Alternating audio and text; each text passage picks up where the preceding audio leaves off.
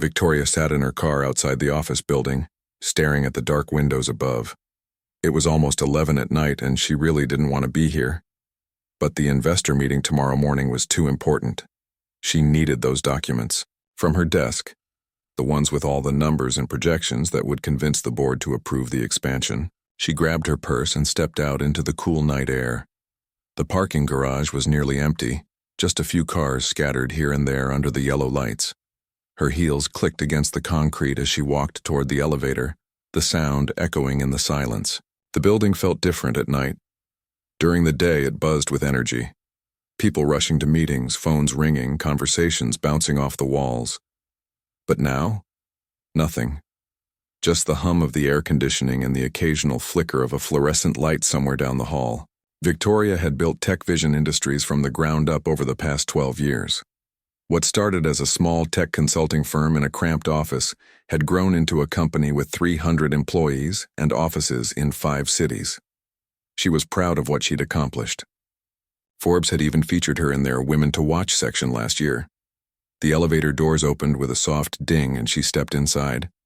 She pressed the button for the executive floor and watched the numbers climb. 6, 7, 8. Her mind was already racing ahead to tomorrow's presentation. She needed to be sharp, confident, convincing. When the doors opened on the 12th floor, she stepped out into the dimly lit hallway. The emergency lights cast everything in shadows. Her office was at the end of the hall, the corner office with the view of the city skyline. Usually she loved that view. Tonight she just wanted to grab her files and get home. But something was wrong. Her office door was open. Not wide open, just slightly ajar, with a thin line of light spilling out into the hallway. Victoria stopped walking. Her heart started to beat faster. She always locked her door when she left, always. It was automatic, like breathing. She stood there for a moment, trying to think of a reasonable explanation. Maybe the cleaning crew, but they usually finished by 9. Maybe security doing rounds, but they wouldn't go into offices without permission. Victoria took a quiet step closer, then another. The light inside was dim, probably just her desk lamp. She could hear something now. Movement. The sound of papers rustling, a drawer opening and closing. Her stomach tightened. There were break-ins happening all over downtown lately. Just last week, someone had stolen laptops from the building 2 blocks over. The police said it was probably the same group hitting multiple offices. She pulled out her phone, her hands shaking slightly. Should she call security first or look inside? What if it was nothing? She'd feel ridiculous calling security over a cleaning person doing their job. Victoria took one more step forward and peered through the gap in the doorway. A man was standing at her desk, tall, maybe in his 30s, wearing jeans and a dark-colored shirt. He was leaning over her desk, moving papers around, touching things. Her laptop was open, the screen glowing. Fear shot through her like electricity. This was really happening. Someone was in her office, going through her things, probably trying to steal company information. All those documents about the expansion, the financial projections, the client lists, everything was on that laptop. She should have walked away. Should have gone back to the elevator and called security from a safe distance. That's what any sensible person would do. But Victoria wasn't thinking about being sensible. She was thinking about her company, her life's work, everything she'd built being stolen by some criminal in the middle of the night. Before she could stop herself, she pushed the door open wider and shouted, "Stop right there, I've already called security." It was a lie, but she hoped it would scare him. The man jumped, nearly knocking over her desk lamp. He spun around, and Victoria got her first real look at him. He was younger than she'd thought, with a startled expression on his face, and he was holding something in his hands. A black trash bag and a spray bottle. For a split second, confusion flickered through her mind. But then fear took over again. Maybe those were just props. Maybe he was trying to look like he belonged here. "Ma'am, I can explain," he started to say, taking a step toward her. "Don't move." Victoria's voice came out sharper than she intended. Her thumb was already moving across her phone screen, finding the building security number. "Stay right where you are. Please, you don't understand. I work here. I'm with the cleaning company." The cleaning crew finished hours ago, Victoria shot back, not believing him for a second. Her call connected, and she heard the security guard's voice on the other end. "This is Victoria Chen, CEO. There's an intruder in my office on the 12th floor. Send someone immediately." The man's eyes went wide. "No, wait. This is a mistake. I can show you my badge. I'm part of the night shift. We start at 10. He reached toward his waist, maybe for a badge, maybe for something else. Victoria didn't wait to find out. She turned and ran. Her heels weren't made for running, but adrenaline pushed her forward. She could hear him behind her calling out, "Mrs. Chen, please stop. This is a misunderstanding." How did he know her name? That made it worse somehow, more threatening. Victoria's mind was racing as fast as her feet. She hit the door to the emergency stairwell and burst through it. The fluorescent lights were harsh after the dim hallway. Her footsteps echoed in the concrete space as she started down the stairs, taking them 2 at a time. "Please," his voice echoed from above. "I'm not trying to hurt you. I just want to explain." But Victoria wasn't stopping. She fumbled with her phone again, this time dialing 911. Her breathing was ragged as she tried to talk to the operator while running down the stairs. "There's a man chasing me," she gasped into the phone. "Downtown, the Preston building, 12th floor, please send police." The operator's calm voice asked questions, but Victoria could barely focus on the answers. What did he look like?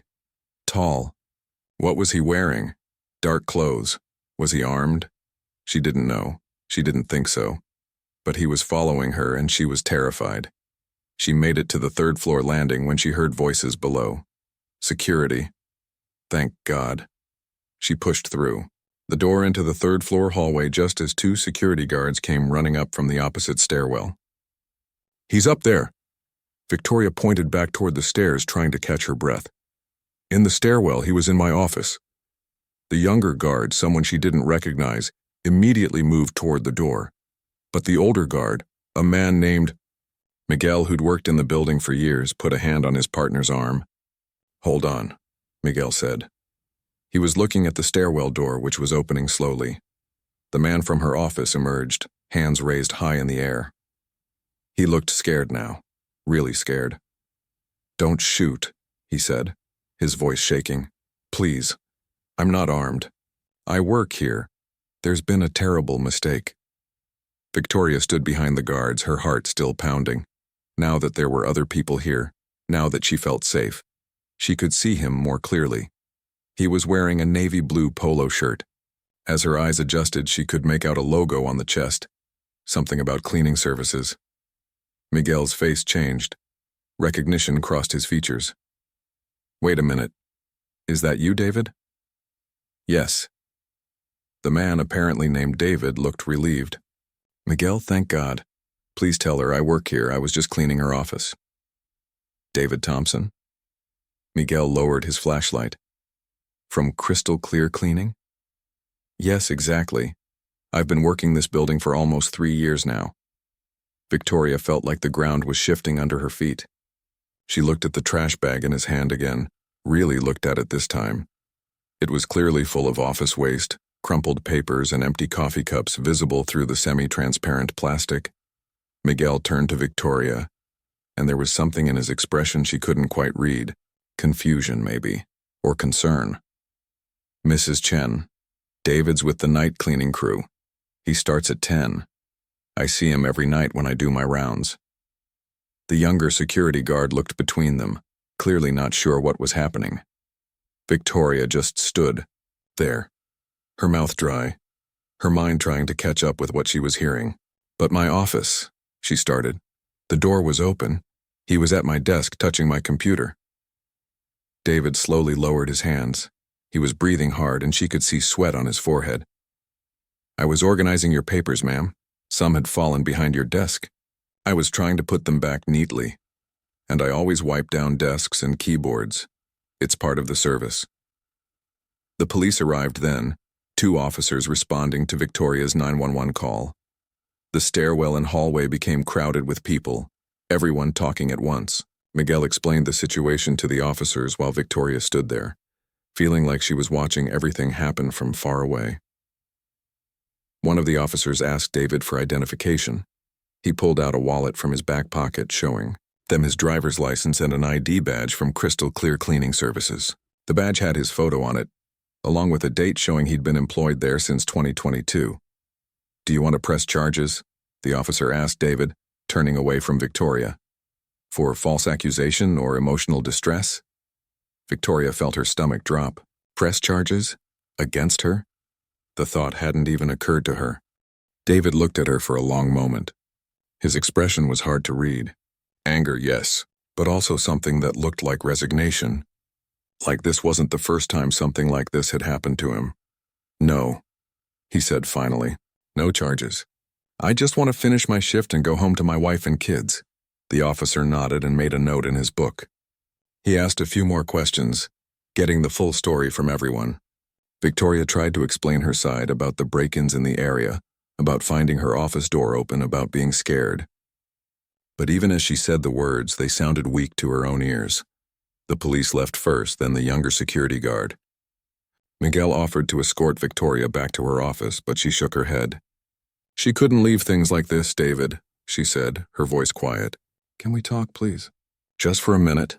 He looked like he wanted to refuse, but after a pause, he nodded. "Okay." They stood there in the hallway, an awkward distance between them. Miguel moved a few feet away to give them privacy, but stayed close enough to intervene if needed. "I'm so sorry," Victoria started. The words felt completely inadequate. I didn't realize. There have been break-ins and I was scared and She trailed off. What could she say? What excuse was good enough? David was quiet for a moment. When he spoke, his voice was tired. "It's okay, Mrs. Chen, I understand. It happens, but it wasn't okay." Victoria could see that in his eyes. This wasn't the first time someone had looked at him and assumed the worst. "It happens." Those two words carried so much weight. "Can I ask you something?" Victoria said. "Why were you being so careful with my papers?" "Going the extra mile?" David shrugged. "It's my job. I take pride in doing it well. Plus, I figure the executives work hard. The least I can do is make sure their space is clean and organized when they come in the morning." Something about the way he said it made Victoria want to know more. "Have you always worked in cleaning?" "No, ma'am." He shifted the trash bag to his other hand. "I actually have a degree in computer science. I'm finishing my MBA right now, taking night classes. This shift pays better than day work and it lets me attend school." Victoria felt like she'd been punched in the stomach. "You have a degree in computer science?" "Yes, ma'am. From State University. Have you—" She almost didn't want to ask. "Have you ever applied to work at Tech Vision? In a different position?" David's jaw tightened slightly. 3 times, actually. Over the past 2 years. Never heard back after the initial application. The hallway suddenly felt too small, too warm. Victoria's successful company, her pride and joy, the place she'd built on merit and innovation, had rejected this man 3 times.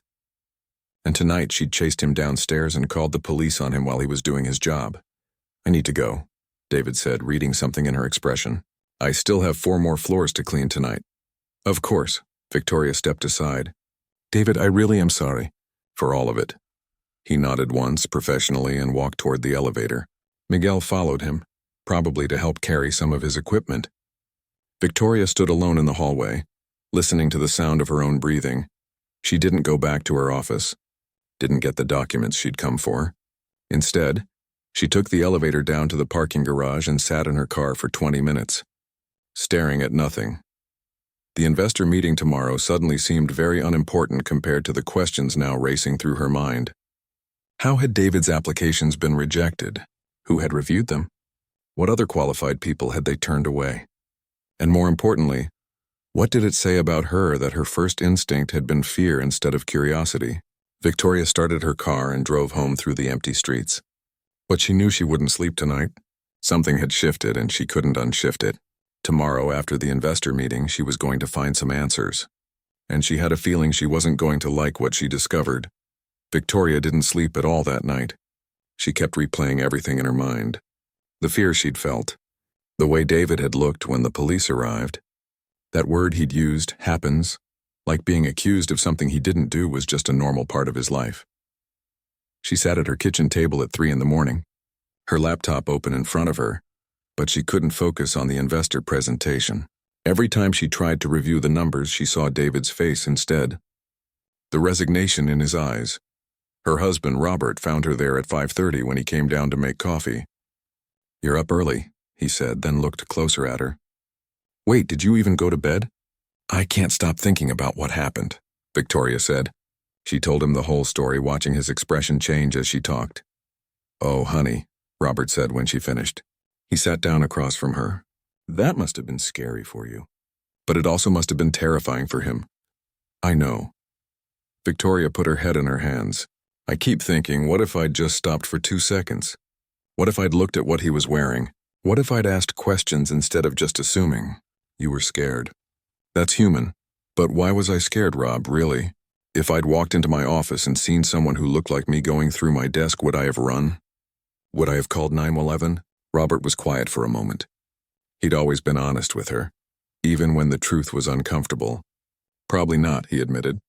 "You would have been confused, maybe annoyed. But not scared like that," Victoria nodded. That's what had been bothering her all night. The automatic fear. The assumption that this man was dangerous when all he'd been doing was cleaning up fallen papers. The investor meeting that morning was a blur. Victoria went through her presentation on autopilot, answering questions and showing projections, but her heart wasn't in it. The board approved the expansion, which should have made her happy. Instead, she barely reacted. As soon as the meeting ended, she went straight to her office and called Helen Rodriguez, her head of human resources. Helen had been with the company for 8 years, and Victoria trusted her completely. "I need to see you right away," Victoria said, "and bring the files on all our job applications from the past 3 years. Helen arrived 20 minutes later with a laptop and a concerned expression. "Is everything okay? You sounded urgent on the phone." Victoria told her about the previous night, watching Helen's face shift from shock to concern to something that looked like guilt. "I need to know," Victoria said. "Have we received applications from David Thompson?" 3 times, he said. Helen opened her laptop and started searching the database. It took a few minutes, but she found them. 3 applications spread across 2 years. The first was for an entry-level programmer position. The second was for a systems analyst role. The third was for a junior project manager position. "Pull up his resume," Victoria said. Helen clicked through the files. David's qualifications appeared on the screen, and Victoria felt sick. Bachelor's degree in computer science from State University with a 3.7 GPA. 2 years of experience at a tech startup before it closed down. Coding skills in 5 different languages. Volunteer work teaching programming to kids at community centers. Why wasn't he called for an interview? Victoria asked, already knowing the answer would make her angry. Helen looked uncomfortable. The first application was rejected by our automated screening system. It filters based on keywords and certain criteria. The second one made it to a human reviewer, but they marked it as not a culture fit. Not a culture fit? Based on what? I don't know. There's no detailed note. Helen scrolled down. The third application was rejected in the automated screening again. Victoria leaned back in her chair, feeling anger building in her chest. Not at Helen, but at the system, at herself for not paying attention to how people were being hired. "Show me the other applications that were rejected around the same time as David's first one," Victoria said. "I want to see who else we passed on." Helen pulled up the data. Hundreds of applications sorted by date and status. Victoria made her scroll slowly, looking at names, qualifications, rejection reasons. A pattern started to emerge that made her stomach turn. Candidates with certain types of names that suggested they might be Black or Hispanic or Asian, seemed to get rejected more often, even when their qualifications were similar to or better than candidates who'd been called for interviews. "Pull up the demographics of everyone we've hired in the past 3 years," Victoria said quietly. Helen did, though she looked like she didn't want to. The numbers appeared on screen. Out of 67 people hired in the past 3 years, 59 were white. 6 were Asian, 2 were Hispanic, 0 were Black. Victoria felt like she couldn't breathe. How did I not see this? "We have Black employees," Helen said, but her voice was weak. "There's Kevin in accounting, and how many total, Helen?" "In the whole company?" Helen pulled up the full employee roster with demographic data. 312 employees, 12 were Black, less than 4%. And when Victoria asked Helen to show her the management positions, it got worse. Not a single Black employee in any leadership role. Not one. I need to see the hiring manager's notes, Victoria said. Every rejection where someone marked not a culture fit or not quite right, without specific reasoning. They spent the next 3 hours going through files. Victoria canceled her afternoon meetings. This was more important. What she found made her want to scream. Comments like seems articulate but might not mesh with the team, or qualified on paper but something feels off. Or the worst one, great credentials but we're looking for someone who really fits our company vibe. These were educated people she'd hired and trusted, and they were making decisions based on feelings and assumptions rather than actual qualifications, and Victoria had let it happen. She'd been so focused on growing the company that she hadn't paid attention to who was being left out. I want to meet with David, Victoria said suddenly.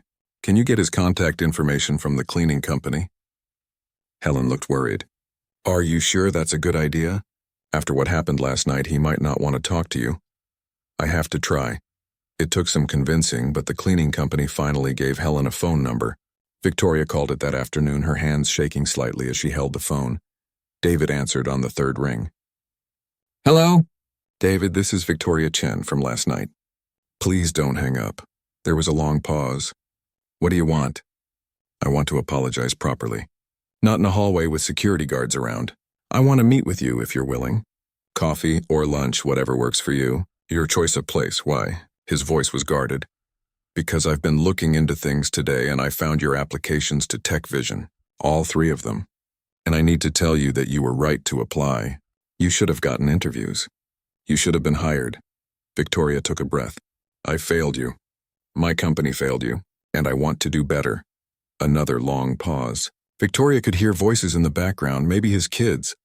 There's a coffee shop on Maple Street, David said finally. Bennett's Coffee. Tomorrow morning, 9 o'clock. I'll give you 30 minutes, thank you. I'll be there. Victoria showed up 15 minutes early the next morning. Bennett's Coffee was a small place, the kind with mismatched furniture and local art on the walls. She ordered a coffee and sat at a corner table, watching the door. David arrived exactly at 9. He was wearing jeans and a button-down shirt, and he looked tired. He got his own coffee before coming to sit across from her. Thank you for coming, Victoria said. I almost didn't. David wrapped his hands around his coffee cup. My wife said I should hear you out. She's more forgiving than I am. I don't deserve forgiveness yet. I haven't earned it. Victoria pulled out a folder from her bag. I spent yesterday looking at our hiring records. I found your applications. I want you to know. Your qualifications are excellent. You should have absolutely gotten interviews. So why didn't I? Because our system is broken. Our automated screening filtered you out the first and third times for reasons I'm still trying to understand. The second time, a human reviewer marked you as not a culture fit with no explanation. David laughed, but there was no humor in it. Not a culture fit. I know what that means. I think I'm starting to understand what it means too, Victoria said quietly, and it makes me sick. I built this company to be about merit, about innovation, about giving talented people opportunities. But the numbers don't lie. We've been shutting people out and I didn't even see it happening. She opened the folder and showed him the demographic data, the hiring patterns, everything she'd found. David looked through the papers, his expression getting harder with each page. You know what the worst part is? David said after a while. This isn't surprising. I've been applying to tech companies for 3 years. Do you know how many interviews I've gotten? 5, out of probably 100 applications. And I have a degree. I have experience. I can code circles around half the programmers I know. I believe you. But people look at me and they see a threat, not a potential employee. Last night wasn't the first time someone's assumed I was up to no good. It's just the first time it happened while I was literally holding cleaning supplies. Victoria felt tears stinging her eyes, but she blinked them back. This wasn't about her feelings. What happened to the startup you worked at? The one on your resume? It closed down when the funding dried up. The founder was a guy I went to college with. He believed in me, gave me a chance. We had a good thing going, but we couldn't compete with the bigger companies. David took a sip of coffee. I thought my experience there would help me get another job. Instead, I've been cleaning offices for 3 years while finishing my MBA at night. You're getting your MBA? Almost done. Graduate in December. I keep hoping that extra degree will make a difference, but I'm starting to think it won't matter. People have already decided who I am based on how I look. Victoria was quiet for a moment, thinking. Then she said, I want to offer you a position at Tech Vision. David shook his head immediately. I don't want charity. It's not charity. It's correcting a mistake. You applied for a junior project manager position 8 months ago. You were qualified then, and you're even more qualified now with the MBA work you've done. We have an opening in our IT department. It's yours if you want it. Just like that? David looked skeptical. You feel guilty, so you throw me a job? I do feel guilty, Victoria admitted. But that's not why I'm offering. I'm offering because you're qualified, because you have skills we need, and because you deserve a chance that you should have gotten 2 years ago. David stared at his coffee. I need to think about it. That's fair. Take all the time you need. Victoria pulled out a business card and wrote her personal cell number on the back. Call me when you decide. Or if you don't want the job, call me anyway and tell me to go to hell. I'll deserve it. For the first time, David smiled a little. You're not what I expected. What did you expect? I don't know. Someone who'd make excuses. Someone who'd try to explain away what happened. Someone who'd defend themselves. He looked at her directly. Not someone who'd actually listen. I'm trying to. I haven't always been good at it, clearly. But I'm trying. They talked for another 20 minutes. David told her about his wife, Lisa, who worked as a nurse. About his 2 kids, ages 6 and 8.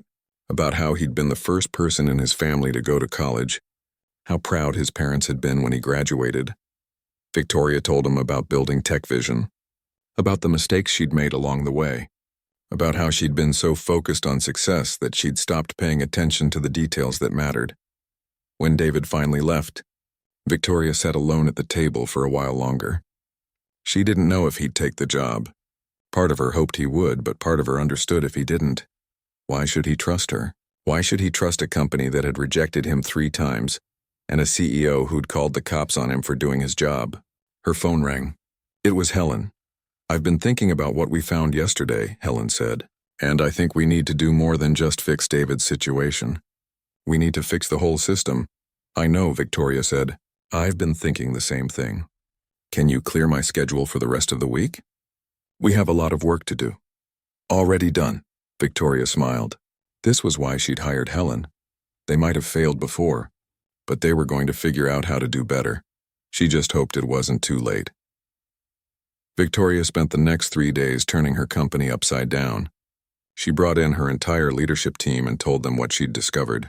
Some of them looked shocked. Others looked uncomfortable, like they'd suspected something but hadn't wanted to say anything. I need everyone's hiring files on my desk by tomorrow morning, Victoria announced during the emergency meeting.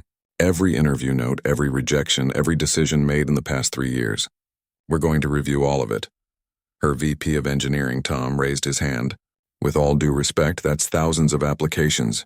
It'll take weeks to go through them all. Then we'll take weeks, Victoria said firmly. This is important. More important than the expansion. More important than the next product launch.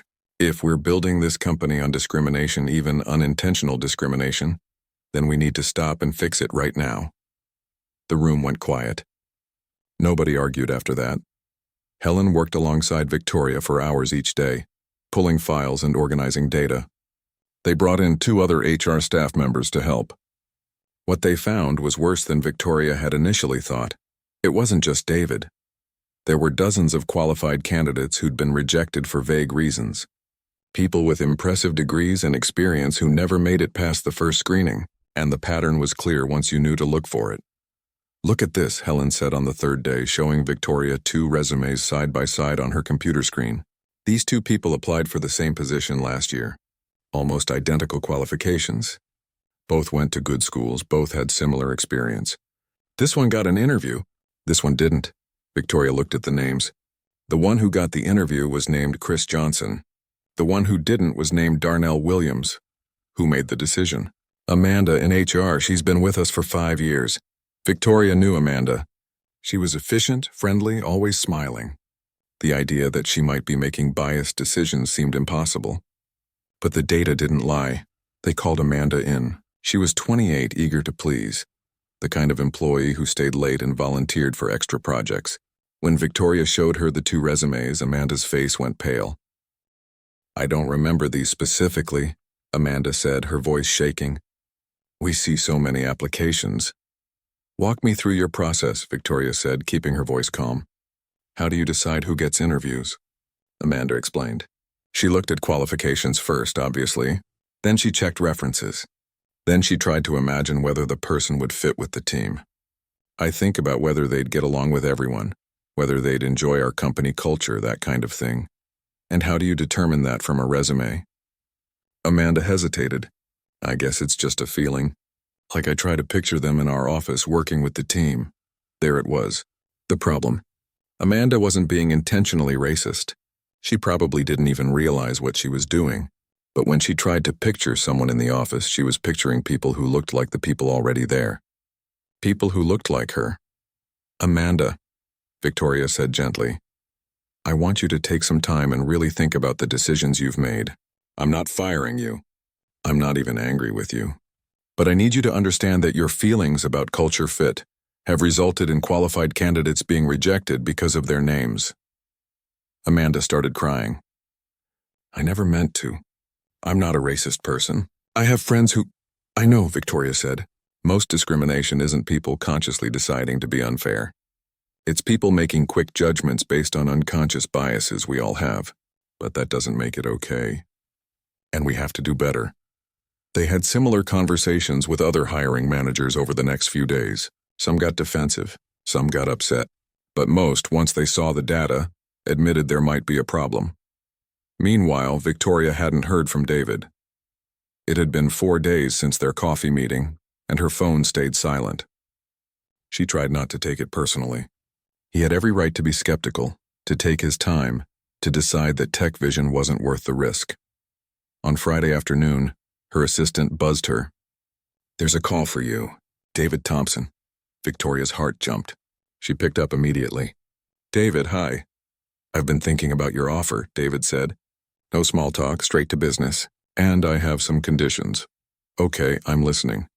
First, I want it in writing. Contract, salary, benefits, everything. I've learned not to trust verbal promises. Absolutely fair. I'll have our legal team draft something today. Second, I want to know exactly what my responsibilities will be. I don't want to be hired as a token, someone you can point to and say, look, we're diverse.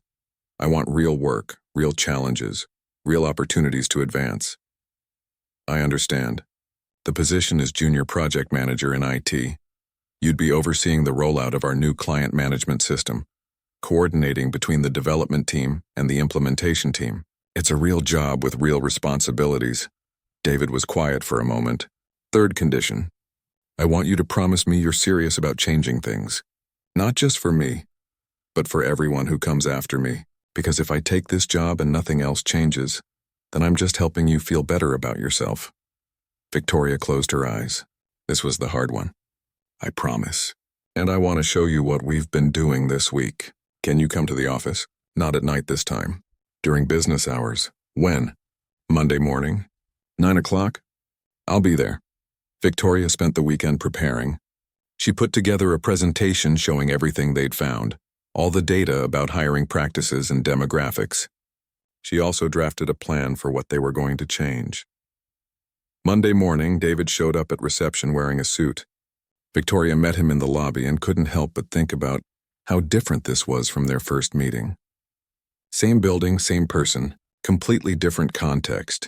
She took him to the main conference room where Helen was waiting with her laptop already connected to the projector. Thank you for coming, Victoria said as they all sat down. I want to show you what we've discovered and what we're planning to do about it. For the next hour, she walked David through everything. The hiring data, the demographic breakdowns, the patterns of rejection, the vague culture fit decisions. She showed him the 2 resumes, Chris and Darnell, and watched his jaw tighten. This is just one example, Victoria said. We found dozens more. And it's not just about hiring. We looked at promotions too. Performance reviews, pay scales. The disparities are everywhere once you start looking. David leaned back in his chair. So what are you going to do about it? Victoria pulled up her next slide. First, we're completely overhauling our application screening process. No more automated filters that can be biased. Every application will be reviewed by a human, and we're implementing blind resume review. Blind review? David asked. We remove names, addresses, and graduation years from resumes before they're reviewed. That way, decisions are based purely on qualifications and experience, not assumptions about age, race, or background. Helen jumped in. We're also requiring specific, documented reasons for every rejection. No more not a culture fit without explanation. If someone isn't right for a position, the hiring manager has to say exactly why in writing. What about the people already making hiring decisions? David asked. Are they going to suddenly become less biased? We're requiring bias training for everyone involved in hiring, Victoria said. Not the useless kind where someone gives a presentation and everyone forgets about it the next day. Real training with accountability, and we're bringing in an outside consulting firm that specializes in this to help us. David nodded slowly. That's a start. What else? We're setting up a diversity task force with real authority and a real budget. Not a committee that meets once a month and does nothing. A team that can make actual changes and hold people accountable. Who's on this task force? Victoria pulled up another slide with names and photos. We're still finalizing it, but we want it to be diverse in every sense.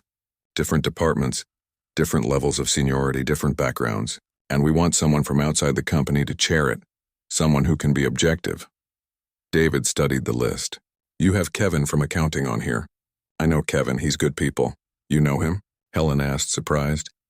We talk sometimes when I'm cleaning the third floor. He's usually there late working on reports. David smiled slightly.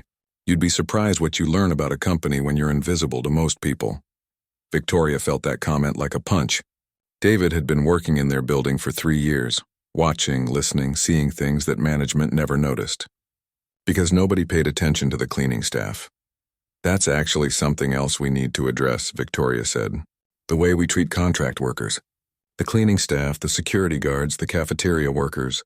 They're part of this company too, even if they're not on our payroll. What are you planning? David asked. For starters, we're going to create a program where contract workers in the building can apply for internal positions with priority consideration. If they're qualified, they should get a real shot at moving up. My wife said that was too good to be true when I told her. David said quietly. She said you'd never actually do it. I hope I can prove her wrong. Victoria pulled up her final slide. Last thing. We're creating a scholarship fund for continuing education. It's open to all employees, including contract workers in the building. If someone wants to finish a degree or get additional training, we'll help fund it. David was quiet for a long time, staring at the presentation. Victoria couldn't read his expression. Finally, he spoke. Why now? Your company has been operating for 12 years. Why did it take you calling the cops on a janitor to start caring about this? It was a fair question. A hard question. Victoria had been asking herself the same thing all week. Honestly, I don't have a good answer, she admitted. I should have been paying attention all along. I should have been asking these questions years ago. But I wasn't. I was focused on growth and profits and market share. And I told myself that as long as we hired the best people, everything else would work itself out. But you weren't hiring the best people, David said. You were hiring the people who seemed like the best people to the people doing the hiring. There's a difference. You're right. And I'm sorry. I'm sorry it took something so dramatic to make me see what was happening in my own company. I'm sorry you had to go through what you went through. And I'm sorry to everyone who applied here and never got a fair chance, David nodded. He stood up and walked to the window looking out at the city. Victoria and Helen waited, neither of them speaking. I'll take the job, David said finally, turning back to face them. But I'm going to hold you accountable. If I see things sliding back to the old ways, if I see this just becoming empty promises, I'm going to call it out, publicly if I have to. I wouldn't expect anything less, Victoria said, feeling relief wash over her. When can you start? I need to give 2 weeks' notice to the cleaning company. They've been good to me. I'm not going to leave them in the lurch. David smiled. Besides, I need to finish cleaning your building properly. Can't leave a job half done. They shook hands. Victoria walked David to the elevator, and as the doors closed, she felt something she hadn't felt in days. Hope. Helen was packing up the conference room when Victoria came back. You did good, Helen said. This is the right thing. It's a start, Victoria said. We have a long way to go. At least we're finally going in the right direction. That afternoon, Victoria sent an email to the entire company. She explained what they'd discovered about their hiring practices. She outlined the changes they were making. She asked for everyone's help in building a better, fairer company. The responses started coming in within minutes. Some people thanked her. Some people shared their own experiences with bias. A few people got defensive, saying she was making too big a deal out of nothing. But most people seemed relieved, like they'd been waiting for someone to finally address the elephant in the room. Victoria stayed late that night, reading every email, responding to as many as she could. When she finally drove home, it was after 9. The building was quiet, and she could see the lights on in the upper floors where the night cleaning crew was working. She thought about David, probably somewhere in the building right now, finishing out his last 2 weeks. Soon he'd be back here as a colleague instead of invisible labor. Soon he'd have a real voice in the company. It wasn't enough to fix everything, but it was something. And sometimes something is where real change begins. David's first day at Tech Vision was nothing like Victoria had imagined. She'd pictured him walking in confident, ready to take on his new role. Instead, he looked nervous, almost uncomfortable. Helen met him at reception and brought him up to the 3rd floor where the IT department was located. Victoria had asked to be there when he arrived, wanting to make sure his transition went smoothly. "Morning," David said when he saw her. He was wearing dress pants and a blue button-down shirt, carrying a bag with his laptop and notebooks. "Welcome to the team," Victoria said, smiling. "Ready for your first day?" "As ready as I'll ever be." But Victoria could see the tension in his shoulders. She understood it. This was the same building where security had been called on him less than 3 weeks ago. The same hallways he'd walked through with cleaning supplies. Now he was supposed to just act like he belonged here in a different capacity. Helen introduced David to the IT team. There were 12 people in the department, and they all gathered in the common area for the introduction. Victoria watched their faces carefully. Most people smiled and welcomed him. A few looked curious. One guy, Brandon, barely looked up from his phone. "David's going to be taking over the client management system rollout," Helen explained. "He'll be your main point of contact for coordinating between development and implementation. David, you'll be reporting to Patricia, the IT director." Patricia was a woman in her 50s who'd been with Tech Vision for 6 years. She shook David's hand firmly. "Good to have you. We're behind schedule on this project, so I'm glad you're here to help get us back on track." After the introductions, Patricia showed David to his workspace. It was a cubicle near the window, with a new computer already set up and waiting. David stood there for a moment, just looking at it. "Everything okay?" Patricia asked. "Yeah," David said quietly. "Just trying to wrap my head around it. 2 weeks ago, I was cleaning this floor. Now I work here." Patricia didn't seem to know what to say to that. She gave him an awkward pat on the shoulder and left him to get settled. Victoria checked in with him around lunchtime. David was at his desk, going through project files on his computer. The other team members were heading out to grab food, but David had brought his lunch. "How's it going so far?" Victoria asked. "Fine. Lots to catch up on. This project is more behind than I thought. Patricia's good. She'll help you get up to speed." Victoria hesitated. "Are people being welcoming?" David glanced around to make sure no one was listening. "Mostly. A few people seem uncomfortable. I don't know if it's because they know my story, or if they're just not used to working with someone who looks like me. If anyone gives you problems, you tell me or Helen immediately. I can handle it. Mrs. Chen, I've dealt with worse. I know you can, but you shouldn't have to. Not here." Over the next few weeks, Victoria watched David settle into his role. He was good at his job, really good. He identified problems with the project timeline that nobody else had noticed. He found more efficient ways to coordinate between teams. Within a month, the client management system rollout was back on schedule, but Victoria also noticed other things. David ate lunch at his desk most days, while everyone else went out together. When the team went for drinks after work, David always had an excuse not to go. In meetings, he was professional but quiet, speaking up only when directly asked for input. One afternoon, Victoria ran into Kevin from accounting in the elevator. She remembered that David had mentioned knowing him. "Kevin, can I ask you something?" Victoria said. "How's David doing, really?" Kevin looked surprised by the question. "You'd have to ask him. But if you want my opinion, he's being careful. Really careful." "What do you mean?" "He doesn't want to mess up. He knows people are watching him, judging whether this whole thing was a good idea or just you making yourself feel better." Kevin shrugged. Plus, being the first black person in a management role here, that's a lot of pressure. He's probably worried that if he fails, it'll make it harder for the next person. Victoria hadn't thought about it that way. She'd been so focused on getting David hired and making sure the company changed its practices that she hadn't considered how isolating it might be for him to be the only one. She started paying more attention. In meetings, she noticed that when David shared an idea, people sometimes ignored it until someone else repeated the same thing.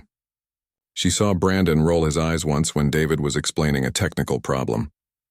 She heard someone in the break room make a joke about diversity hires that stopped abruptly when they noticed her standing there. It made her angry. But it also made her realize that hiring David had been the easy part. Creating an environment where he could actually thrive was going to be much harder. Meanwhile, the other changes Victoria had promised were starting to take shape. The Diversity Task Force held its first meeting, with Kevin volunteering to be part of it along with 7 other employees from different departments. They brought in Dr. Jennifer Park, a consultant who specialized in workplace equity, to chair the committee. Dr. Park didn't pull any punches. In her first presentation to the leadership team, she laid out exactly how far TechVision had to go. Hiring one person doesn't fix a systemic problem, she said bluntly. What you've done is make a good start. But if you think that's enough, you're going to fail. Real change requires commitment at every level, ongoing effort, and a willingness to be uncomfortable. Some of the executives shifted in their seats. Tom, the VP of Engineering, spoke up. We're doing the bias training. We've changed our hiring practices. What more do you want? I want you to look at your retention rates, Dr. Park said. She pulled up a slide showing employee turnover by demographic. Your black employees leave within 2 years on average. Your Hispanic employees last about the same. But your white employees? Average tenure of 5 years. That tells me people aren't staying because this isn't a welcoming environment. How do we fix that? Victoria asked. You listen. You create spaces where people feel safe speaking up about problems. You address issues quickly when they arise. And you promote from within, showing that advancement is possible for everyone, not just people who fit a certain mold. The next week, Dr. Park organized listening sessions. Small groups where employees could share their experiences confidentially. Victoria wasn't allowed in these sessions, but Dr. Park shared the themes with her afterward. Your employees of color feel invisible, Dr. Park reported. They feel like they have to work twice as hard to get half the recognition. Several mentioned feeling excluded from social events and informal networking opportunities that lead to advancement. What about the women? Helen asked. Similar issues, plus concerns about the gender pay gap and lack of female leadership. You have women in senior positions, but they're concentrated in HR and marketing. Very few in technical roles or executive leadership. Victoria felt overwhelmed. Every time they identified one problem, 3 more appeared underneath it. But she kept pushing forward. She started having monthly lunches with small groups of employees, asking them directly about their experiences. Some of these conversations were eye-opening. A young woman from the design team talked about being interrupted constantly in meetings. An engineer named Carlos mentioned being asked to translate for clients even though that wasn't his job, just because he spoke Spanish. And then there was David's experience. 2 months into his new role, he came to Victoria's office looking frustrated. Can we talk? He asked. Of course. Close the door. David sat down and took a breath. I'm good at my job. You know that, right? You're excellent at your job. The client system rollout is ahead of schedule now because of you.